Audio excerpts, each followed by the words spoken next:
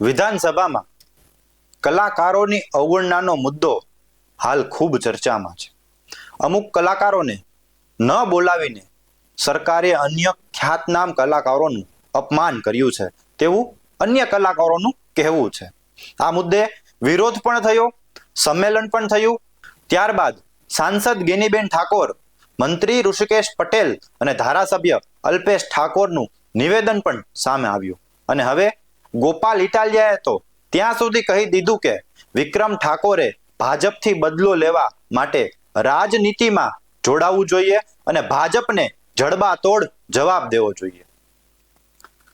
નમસ્કાર, સ્વાગત છે આપનું BS9 TV ન્યૂઝ પર. હું છું આશીષ અઘેરા.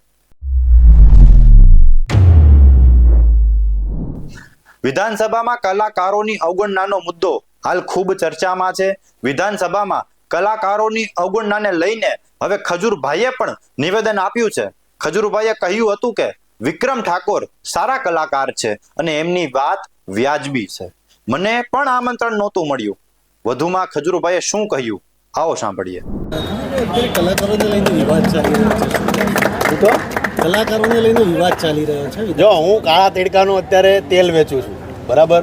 એટલે મને તેલ વેચવા જો, કેમ કે અત્યારે તમને ખબર છે મંદી બહુ છે, એટલે હું તેલ વેચીશ તો થોડોક મારો ધંધો આગળ વધશે ને ધંધો આગળ વધશે તો હું બે ચાર સારા ઘર બનાવી શકીશ. બાકી કલાકારોને તો હું એટલું જ કહીશ, એકબીજા મળીને રહ્યો. આ કાજુ લાવ્યો છું ખાસ કલાકારો માટે, મસ્ત ખાવ, તમે ખાવ. સવાલ બહુ અઘરો પૂછ્યો મને તમે, પણ તમારો પ્રેમ આપતા રહેજો. તમે ખાવ કાજુ, બસ આવી રીતે.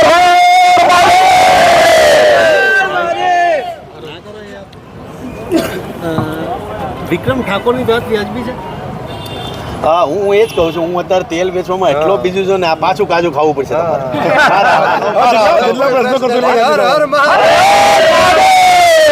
અરે બીજું એ છે કે વિક્રમ ઠાકોર કલાકાર છે, સુપરસ્ટાર છે અને વર્ષો કામ કર્યું છે એમણે ગુજરાતીઓ માટે. અને જેટલા ડાયરા કલાકારો છે, કે હું પોતે કલાકાર છું, એટલે મારું એવું માનવું છે કે કલાકારો એકબીજા સપીને રહે, એકબીજાનો ભાવ જાળવી રાખે ને. એમાં પાછું અત્યારે ઉનાળો છે, એટલે ઉનાળામાં શેવડીનો રસ પીવો બહુ જરૂરી છે. ફરી પાછો તમને હું કાજુ ખવડાવું.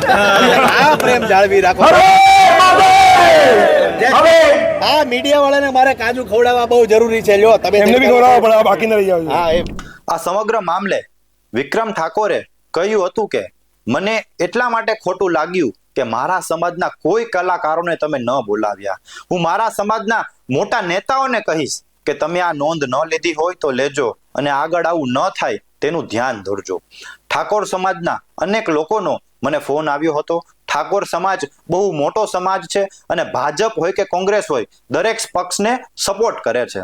હાલ આ સમગ્ર મામલે અનેક પ્રતિક્રિયાઓ પણ સામે આવી ચૂકી છે અને વિક્રમ ઠાકોર રાજનીતિમાં જોડાય તેવી અનેક લોકોએ ઈચ્છા પણ વ્યક્ત કરી છે. પરંતુ આ વાતને વિક્રમ ઠાકોરે હાલ તો નકારી કાઢી છે. પરંતુ તે હવે રાજનીતિમાં જોડાશે કે નહીં તે પણ એક પ્રશ્ન હજુ ઊભો છે.